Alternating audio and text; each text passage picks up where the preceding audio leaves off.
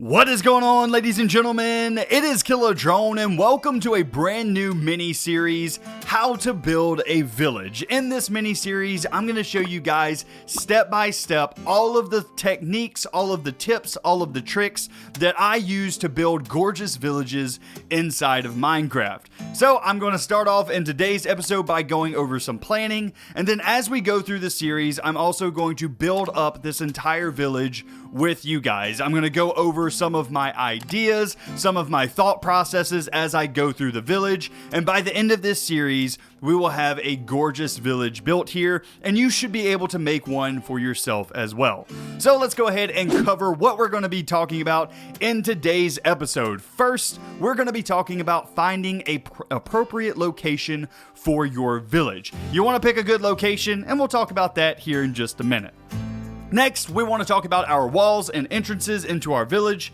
After that, we're going to talk about the main building locations that we want to plan out. And then last but not least, roads. We need a way to get around our village, so roads are very important. So without further ado, ladies and gentlemen, let's go ahead and let's get into part one of our How to Build a Village mini-series. Okay, so before you ever get into planning your village, the first thing that you need to do is pick a location for your village. Location is extremely important in any Minecraft build because you don't want to place a palm tree in the middle of a snowstorm. It just wouldn't make any sense. And just like that, with a village, you don't want to place it in the middle of a volcano. Once again, it just doesn't make any sense. So make sure that you're picking a good location for your village to go. Also, make sure that if you have a particular build style in mind, that you're placing that in a good location as well. For instance, if you're wanting to build up in the snowy mountains, I would recommend something like a Nordic build style for something like that. You definitely wouldn't want to build a beach house in the middle of a snow biome. It just wouldn't make sense. So make sure that you are tailoring your build location to your build style as well. So make sure you do that. It's very, very important. Now let's talk about this location that I have chosen here. As you can tell, it's not a massive area, and that's because we're not going to be doing a massive village. In order to teach you guys the basics of the village, I'm going to kind of constrain myself with this village. So I picked a small area that is surrounded by dark oak forest. This dark oak forest is going to kind of work as our boundary for the village. Basically, my idea here is seclusion. I want to have a village that's out in the middle of nowhere that you kind of just happen upon, and maybe only a few families live here with the bare necessities. I don't want big markets and huge cathedrals and things like that in this village. I want it to be very simple and very quaint because it also gives you guys the opportunity to kind of see a village on a smaller scale before you start getting into those much larger scale villages. So let's go over the basic concepts of a village before we get into the more advanced villages. So for our village here, we're going to be placing it here in the middle of the dark oak forest, and I think that that's going to really give us a secluded vibe.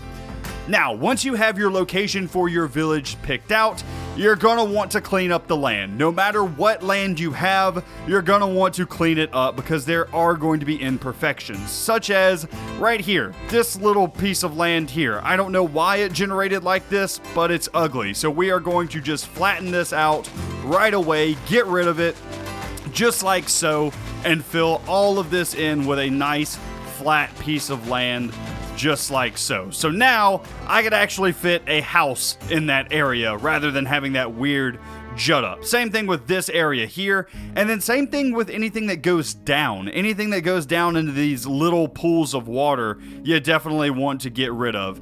Maybe you'll want to leave a couple of them just as like a water feature for the village, maybe like a small pond or something like that. But things like this that are going way underground, or things like this kind of toward the outside of your boundary, you really don't want these, and you want to fill those up with dirt or just cover them up. You want to do something something with them because they're kind of ugly. So make sure that you are cleaning up your land before you start planning out your village in massive quantities. Also, little trees like this, yeah, go ahead and get rid of them. You don't want to be building around little things like this. If you want more trees later on, you can either build custom trees or grow some new ones. Go ahead and get those out of the way for right now for when you're planning.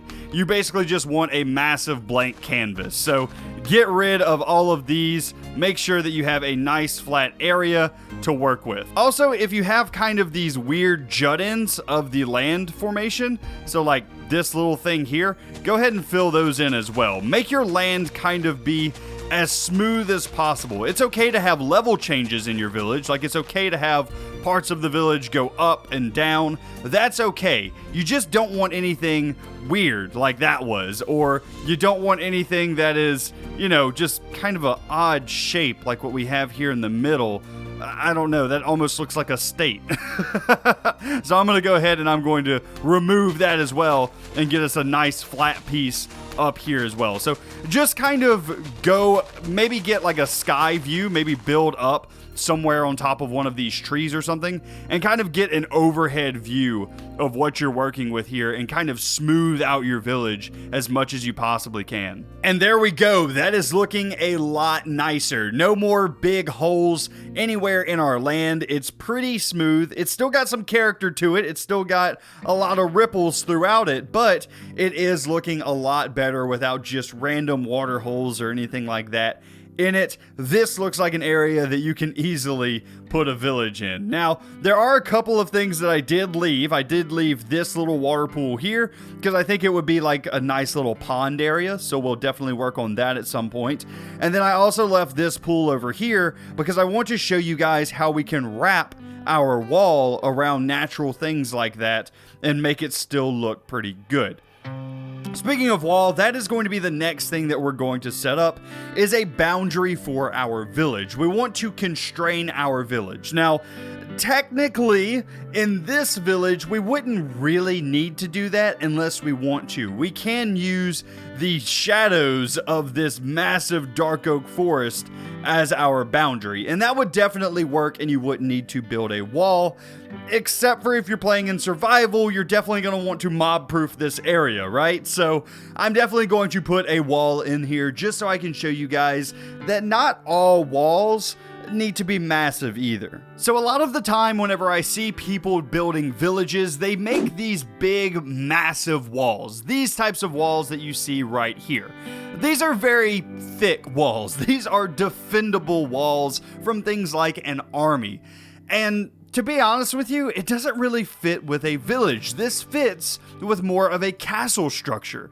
A village is not going to be defending from huge armies, and they're not going to need little holes to shoot through, and that's just not going to be what a village is for. A village is going to be worried about keeping in livestock or keeping out wild animals. This is a bit overkill for a village. This is a city wall.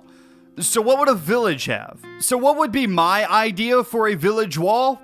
Well, something like this. Something that's very ramshackled. Something that the villagers are just using the materials that they have in order to build a wall around their village. And it is kind of defensible. I mean, it would keep out most things. Your zombies and skeletons are not going to be able to get out of here, but it definitely does not scream city wall here. It does not scream, if you attack this with an army, you're gonna be able to tear down this wall, right? Whereas that is a city wall. That thing, you're not getting through without breaking through the front gate.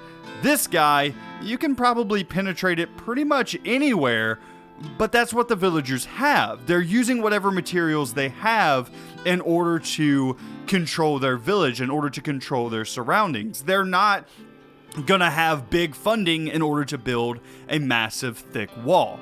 Now, they may do something a little bit more impressive for like the entranceway to make their entrance to their town a little bit nicer, but the wall's going to be ramshackled. They don't have a ton of money in order to spend on these massive, impenetrable fortresses. So now that we have the general concept of our village wall, how do we actually build this thing? Well, what I would do is I would start with the entrances into our village. I would go around and I would pick where I want my roads to come in and out of my village. So I've already set those up here and I've marked them out with some chiseled stone bricks. So I want to have one entrance there. I want to have one entrance over there. I want to have one entrance over in that area. I want to have one entrance to the north over in that area, and then I want to have another entrance over in that area. So that's going to be 5 total entrances into my village. But as far as the wall's concerned, all we need to do is connect up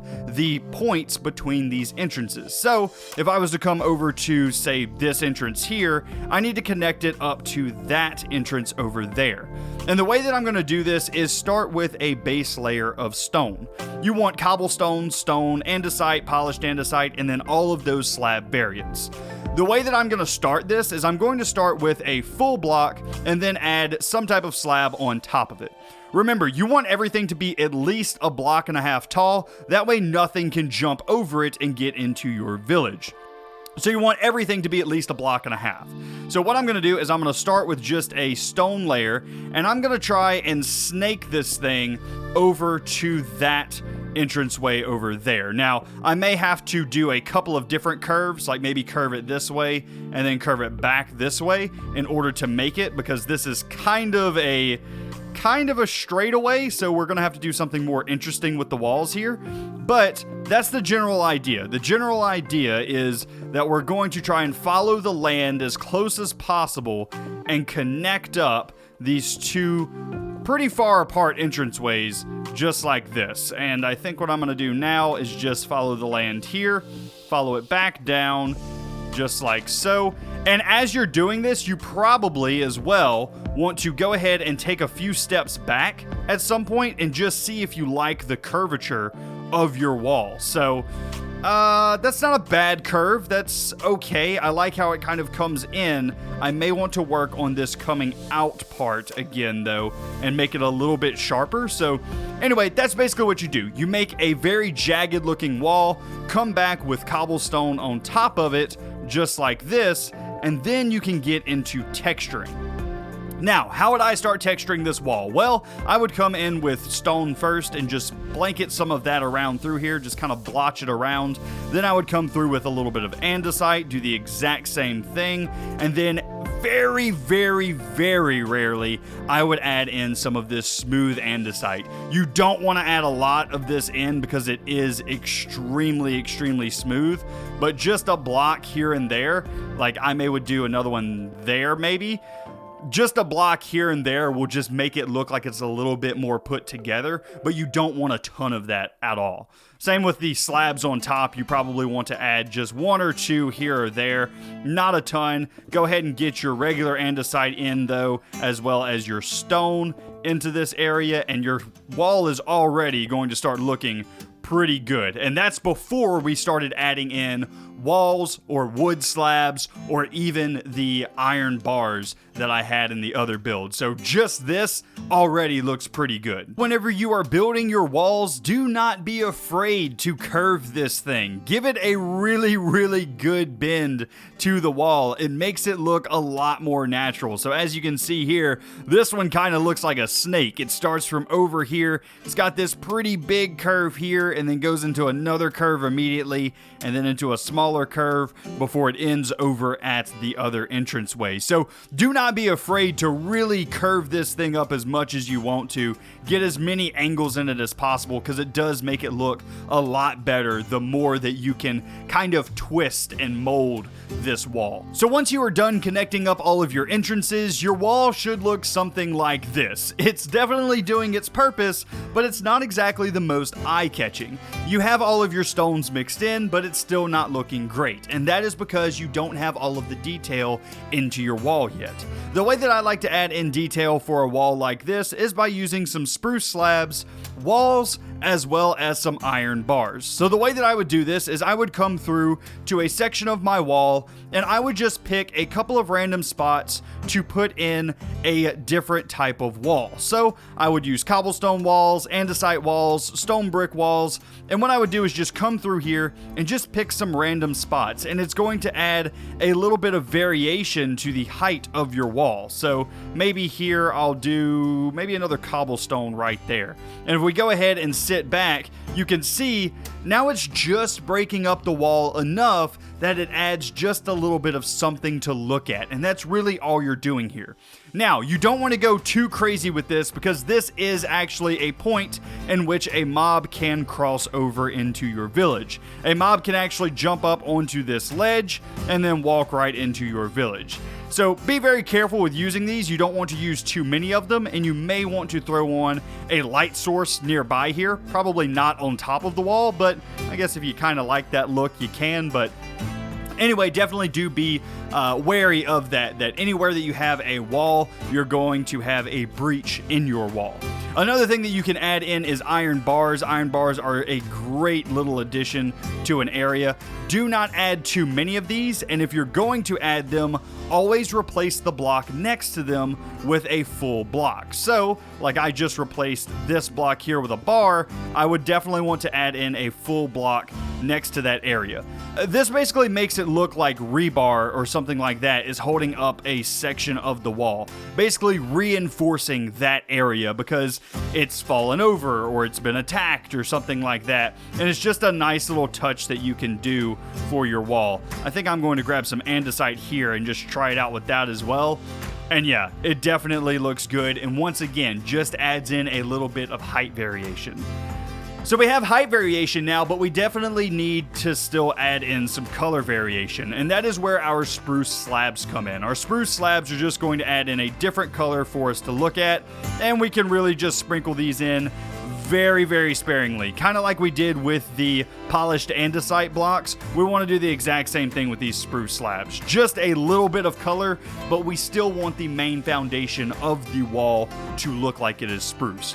Also, with these spruce slabs, you don't even have to put it on the wall. If you want to add it in front of the wall as like a support or something like that, you can totally do that. Just add them down here along the side, and it still has that ramshackled look. Actually, these two are probably too close to each other. But anyway, it still has that ramshackled look, but still adds in just a touch of color to the wall itself, making it stand out a little bit more.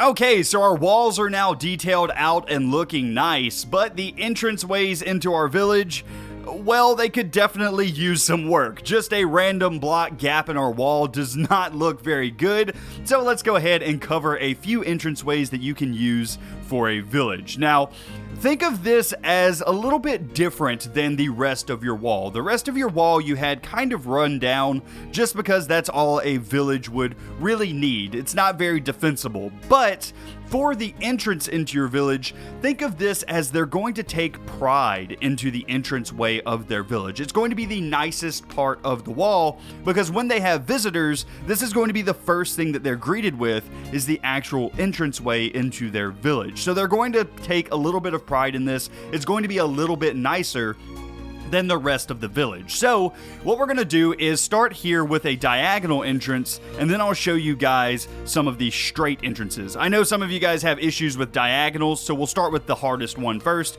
and then we'll move into an easier one. But go ahead and come to the chiseled stone bricks over here where we marked out our entrances earlier, and bring it up by 3 blocks on each side. Then go ahead and place a stone brick stair facing in toward the village. So you should have something that looks like that. Go ahead and get yourself out some stone brick slabs. Place a stone brick slab on the top side of the staircase toward the back, and then go ahead and bring it up 1 block coming in, up 1 block coming in again, and then off of this block, you're going to want to place a slab temporarily right there, and then here, and then up, and then remove that temporary slab. So you should end up with a nice little arch just like that. On the bottom side of this block here, you can go ahead and hang a lantern from it. and you have yourself a nice entranceway to your village. However, something that I really want to sell here is the fact that the village is closed in. You can open up these entranceways anytime that you like, but during the nighttime and stuff like that, this gateway can actually be closed up. Now, that's a little bit hard to do on a diagonal because you don't have access to fences that work on a diagonal. It's just not going to work. Even your fence gates are either going to place this way or this way. You can't place a fence gate diagonally so you can let people in. So instead what we're going to use is trapdoors. Trapdoors are really nice for something like this because you can lay them down and open up the entire entranceway very easily. So what we're going to do is come over to this block and we are going to place a trapdoor like that, and then come over to this block and do the exact same thing. Then what I'm going to do is I'm actually going to switch trapdoors to an oak trapdoor just to give a little bit of a different detail here. Place a trapdoor on the side of this trapdoor and flip it up like that. Same thing here. Place a trapdoor on the side of that trapdoor, flip it up like that. And then here in the middle, what you're going to do is you're going to place a trapdoor on the side of that trapdoor like so, and then a trapdoor on the side of that trapdoor like so. And now you have a nice little diagonal fence that once a villager comes up, or a visitor comes up rather, you can just lay this entire thing down so that they can get a cart through or something like that very easily. Now, this is not going to keep out mobs or anything. This is mostly just for aesthetics, but it is very nice looking and it just adds a more enclosed feel to the village. Okay, so for an entranceway that is not on a diagonal, these are super simple. All you're going to do is come up to your chiseled stone brick, go ahead and bring it up by 3 on each side, and then place a stone brick stair on the side of each one of those blocks. Then place another stone brick stair like this, another stone brick stair like this, and then place yourself a regular stone brick there and hang a lantern off the bottom of it. So you have yourself a nice little entranceway once again, and you can go ahead and use your spruce trapdoors and oak trapdoors once again in order to close off the city if you want to. Very, very easy design here. Those are extremely simple. Now, another thing that you can do to every one of your entranceways, including the diagonal one, is add in a little bit of mossy brick or cracked brick just to make it look like it's a little bit run down, but still the nicest part of your wall. So just little bitty touches of this can go a long way in making the build look a little bit better. So something that I would probably do is another mossy there and another cracked there.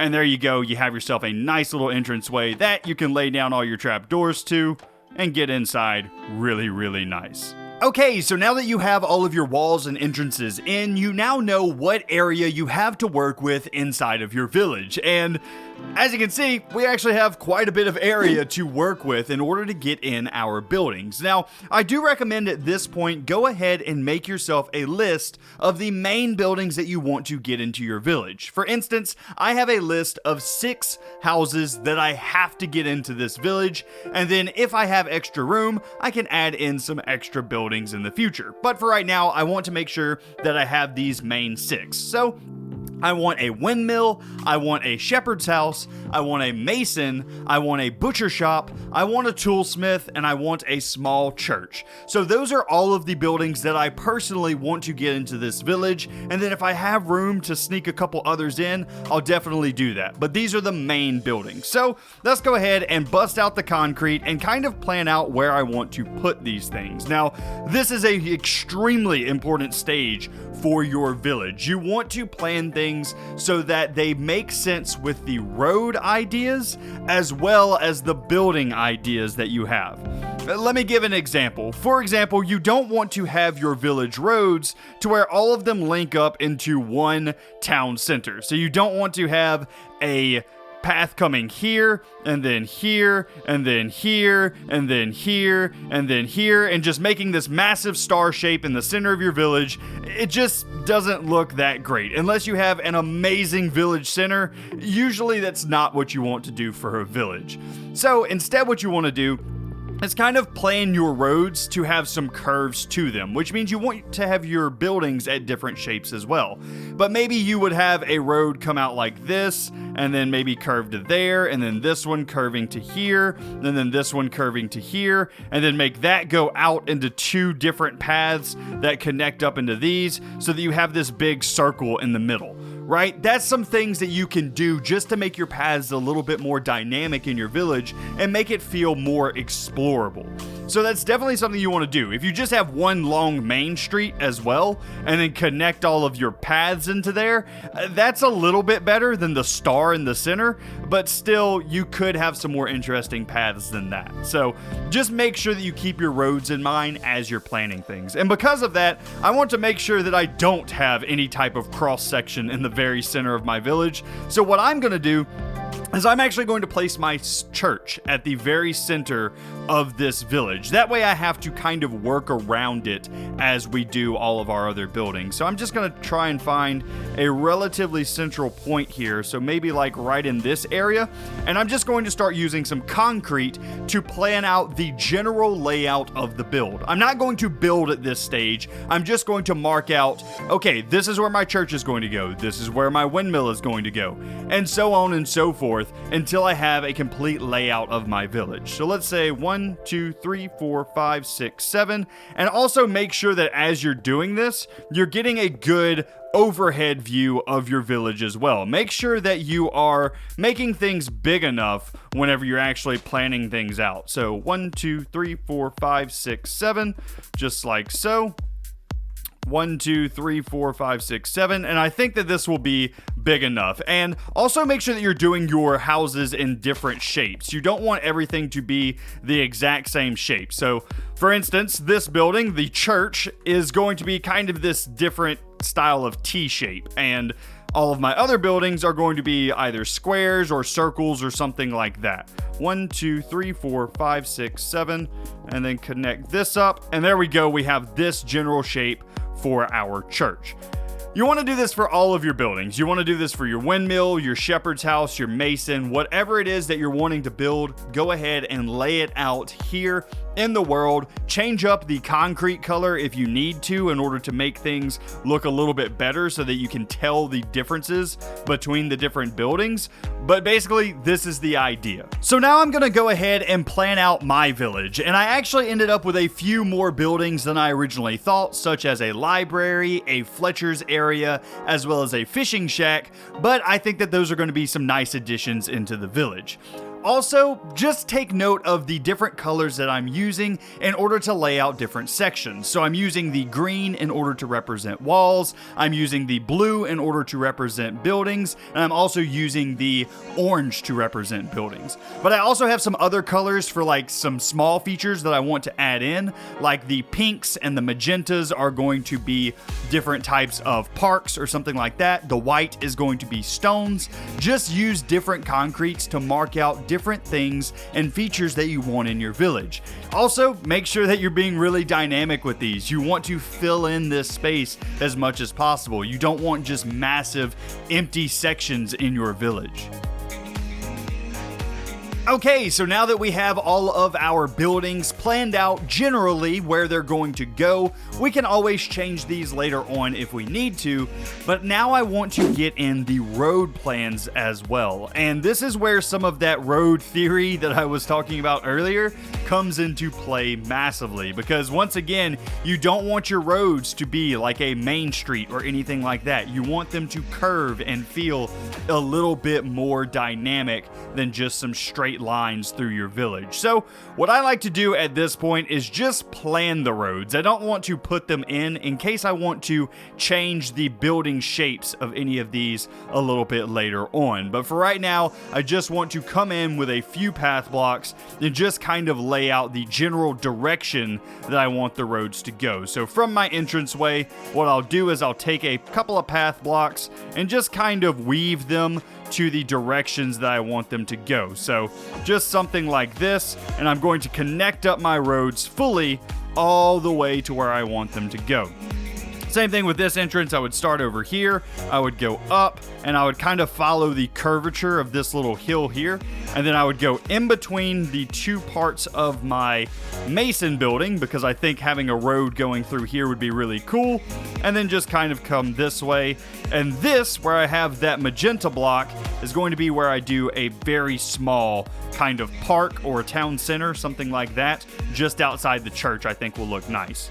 Then from here, where those three roads meet, I'll come this way with some more path blocks, wrap it around the sides of the church, and past our shepherd's house and the second part of our mason's house, and then we'll come back behind the church, something like this. And then what I need to do is connect up that path from that entranceway and this path from this entranceway. So pretty simple. You just want to get a very general road layout. We'll actually cover some paths a little bit later on and how you want to do a path for a village in order to get some more texture and some more variation in them. But for right now, just get a very, very general sense of what you want to do here, what you want your path to look like.